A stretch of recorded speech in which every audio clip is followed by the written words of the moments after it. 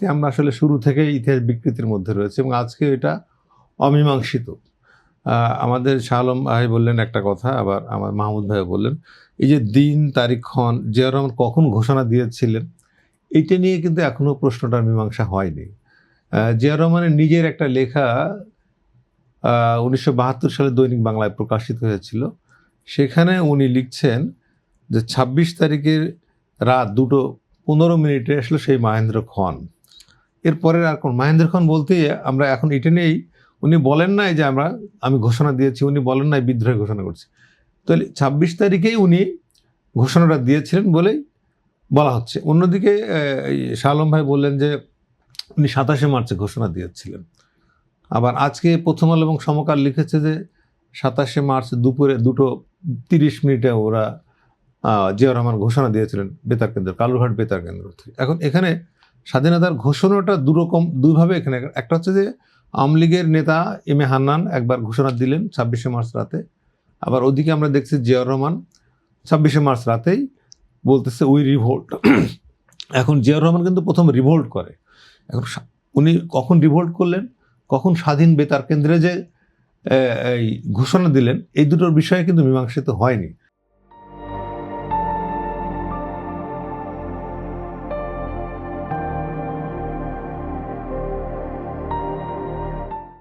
অর্থাৎ যদি ধরা হয় যে জিয়াউর রহমান রিভোল্ট করছে ওটাই স্বাধীনতার ঘোষণা, তাহলে একটা বিষয়।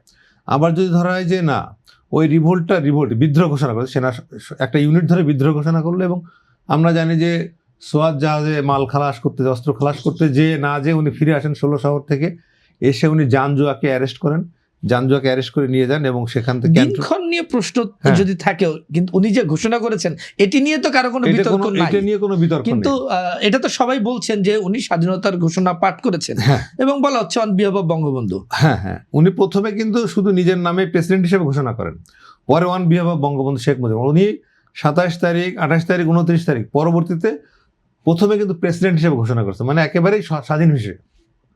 এই যে সময়গুলো, এগুলো খুবই গবেষণা করে ইতিহাসের সত্যটা বের করা আমাদের জন্য খুবই প্রয়োজন। আর যেটা বললেন শাহ আলম ভাই যে জিয়াউর রহমানের ঘোষণার কারণে সেনাবাহিনী যে, বাঙালি সেনাবাহিনী যে সঙ্গে আছে, এইটা যখন মানুষ একটি বড় বার্তা মানুষকে উজ্জীবিত করেছে। আমরা জানি যে ওই সময় রাজারবাগ পুলিশ লাইনে এবং আজকের যে পিলখানা ইপিআরে বিডিআরে যে হত্যাযজ্ঞ সেনাবাহিনী করে 25শে মার্চ রাতে এবং 26শে মার্চ, এই দুটো রাত ছিল ভয়াবহ রাত বাঙালির জীবনে। এবং মানুষ, অনেক সেনাবাহিনীর অনেক সদস্য মারা গেছে, মানে বিডিআর অনেক সদস্য মারা গেছে, ইপিআর তখন, এবং একই সঙ্গে পুলিশের অনেক সদস্য মারা গেছে, একই সঙ্গে ঢাকা বিশ্ববিদ্যালয়ের শিক্ষক এবং ছাত্ররা মারা যায়। পাশাপাশি ওই সময় জিয়াউর রহমান একা, ওই পাশে একা না, তার সঙ্গে মেজর রফিক তখন ছিলেন ক্যাপ্টেন, এবং কর্নেল ওলি আজকে যিনি নিজেকে দাবি করছেন, এবং এই দাবি নিয়ে আমি একটু পরে কথা বলছি, খালেকুজ্জামান। তো এরা কিন্তু জিয়াউর রহমানের সঙ্গে একই সঙ্গে, মানে তখন পুরো বাঙালি যারা সেনাবাহিনীর অফিসার তারা এক হয়ে রিভোল্ট করে, এটা হচ্ছে বাস্তবতা, এবং পরে স্বাধীনতা ঘোষণা করে, এটাই ঠিক। কিন্তু কর্নেল ওলি আজকে কেন এটা কথা বলছেন, এই বিষয়টা যদি আপনি বলেন, উনি একটা বিভ্রান্তি সৃষ্টি করতে চাচ্ছেন। আমার মনে হয় যে যেহেতু উনি জামাতের সঙ্গে এখন প্যাক্ট হয়েছেন, একসময় উনি জামাতে বিএনপির সংশ্লিষ্ট ছিল বলে বিএনপিকে ত্যাগ করেছিলেন, আজকে সেই ওলি আহমেদই জামাতের সঙ্গে যে আজকে জিয়াউর রহমানের স্বাধীনতা একসময় বলতেন যে বিএনপির সঙ্গে জামাতের সম্পর্কের কারণেও তিনি ওই সময় উনি ত্যাগই করে আসছিলেন, বিএনপি থেকে বেরিয়ে গিয়ে এলডিপি গঠন করছিলেন, তো শুধু জামাতের সঙ্গে বিএনপির সংশ্লিষ্টতার অভিযোগ নিয়ে।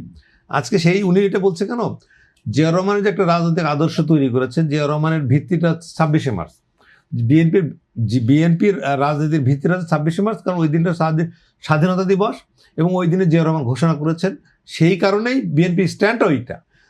আর একটা স্ট্যান্ড বিএনপির আছে বাংলাদেশি জাতীয়, ওই প্রসঙ্গে আমি যাব না, আমি যাচ্ছি এই আলোচনাটা যে 26শে মার্চকে যত বিতর্কিত করা যাবে জিয়াউর রহমানকে তত বেশি নাই করে দেওয়া সম্ভব হবে। এটা হয়তো কর্নেল ওলি আহমেদের একটা চেষ্টা, যেটা জামাতের একটা চেষ্টা হতে পারে, আগামী দিনে রাজনীতিতে জামাত এক্ষেত্রে বিএনপির তো একটু দায় থাকতে পারে। অবশ্যই দায় আছে, অবশ্যই দায় বিএনপি থাকবে না কেন? বিএনপি তো জামাত ইসলামকে নিয়েই পথ চলেছে, এখন সেই জামাতের সঙ্গে তাদের বিরোধ হলে সেই বিরোধটা আদর্শিক তো বটেই, এবং রাজনৈতিক বিরোধ আদর্শ থেকেই শুরু হয়, কিন্তু আদর্শ বিরোধ কিন্তু আগাগোড়াই ছিল, কিন্তু বিএনপি এটা ফাইন্ড আউট করতে পারে না। এখন যখন তাদের যে প্রতিষ্ঠাতা, বিএনপির প্রতিষ্ঠাতা জিয়াউর রহমানকে নিয়ে যখন তারা বিতর্ক তৈরি করার চেষ্টা করছেন, তখন নিশ্চয়ই বিএনপি বিষয়ে সচেতন হবে, আমি বিশ্বাস করি। তবে আপনার যে প্রশ্নটা আবারও আসি, যে জিয়া রহমানের ওই সময়কার ওই ঘোষণাটা ছিল টনিকের মতন বাংলাদেশের। সেই সময় বাঙালি মানে আপামর হিন্দু মুসলিম সবাই একসঙ্গে যুদ্ধে ঝাঁপিয়ে পড়ার জন্য ওই ঘোষণাটা অনেক বেশি কাজ করেছে। আবার এটা অস্বীকার করার উপায় নাই যে ওই সময় মহান স্বাধীনতার যে নেতা শেখ মুজিবুর রহমান, তার ভূমিকা ছাড়া হঠাৎ করে রাতারাতি স্বাধীনতা ডাক দেওয়া হয়েছে এবং স্বাধীনতা এসে গেছে, তা কিন্তু না। ওই ধারাবাহিকতা কিন্তু 48, 52, 62, 66, 69, 70 এবং 71 মিলেই কিন্তু স্বাধীনতা। এর সঙ্গে শেরে বাংলা, একে ফজলুল হক, এর সঙ্গে মৌলানা ভাসানী, এদেরকে আপনার স্বীকার করতে হবে। আপনি কাউকে বাদ দিয়ে কাউকে গ্রহণ করে ইতিহাস কিন্তু হয় না, ইতিহাস খণ্ডিত হয়ে যায় এবং এই ভুল তথ্য চর্চা করে আমরা কিন্তু অনেক ক্ষতিগ্রস্ত হয়েছি।